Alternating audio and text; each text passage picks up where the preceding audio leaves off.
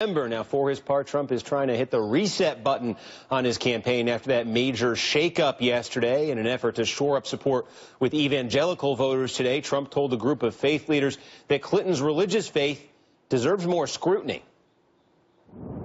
Anything about Hillary in terms of religion? Now, she's been in the public eye for years and years, and yet there's nothing out there. There's like nothing out there.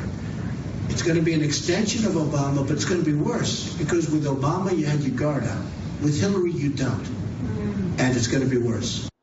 And I'm joined now by the Roundtable. Alice Stewart is a Republican strategist, formerly with the Cruz campaign. She attended that Trump meeting we were just showing you earlier today. Michelle Goldberg is a columnist with Slate. Tara Dowdell is a Democratic strategist and a former contestant on The Apprentice. That show suddenly very relevant to this campaign. Well, so Alice, you're there today. We just played that clip. That's getting a lot of attention. Right. Nobody's quite clear where this came from or exactly what he wants here, but it sounds like he's somehow calling into question Hillary Clinton's faith. How did you hear that? How did you read that moment? Well, I will say this. I think it's not proper in any context to question another person's faith. We don't know what's in their heart. But let me just tell you this. The meeting today he had with 1,000 evangelicals was the perfect step for him to take in terms of securing that vote. He spoke from his heart. They needed to see the man who Donald Trump is. Was he talking about his own faith? He talked about the importance of supporting Israel. He talked about his commitment to nominating conservative Supreme Court justices.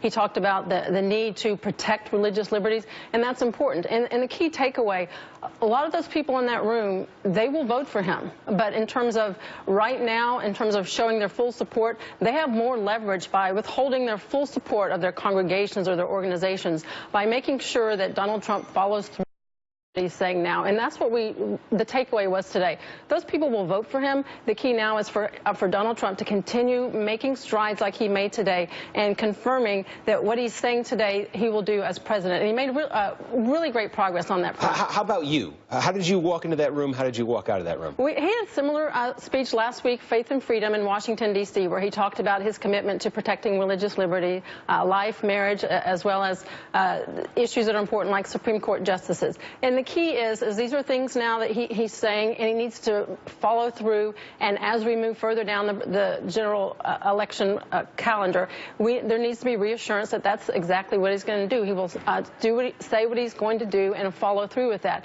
And he's making the right steps. These are things that I've wanted to see as a conservative, and the people in that room today needed to see it. And the key right now, he knows that they will support him, but in terms of knocking on doors, making phone calls, they need to see more of what they saw today, and he made great strides.